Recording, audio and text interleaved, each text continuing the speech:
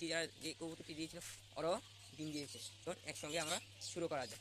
চলে এসেছি আমাদের দেশীয় কবুতরের বাক্সর দিকে। মাটা বই রয়েছে, এটার মা বই রয়েছে, কালো সিরাজি মাটা বই রয়েছে, লাল টার্নি, লাল মাঝে 2টি ডিম দেওয়া যাচ্ছে। চলুন এখন আমরা আদার দিই, আদার দেওয়ার পর বাকি ডিমগুলো দেখবো। আর আদার করে সামনে চলে এসেছি, আদারগুলো নিয়ে নিই। আদারগুলো নেওয়া হয়ে গেছে, নিচে আদারগুলো এনেছি।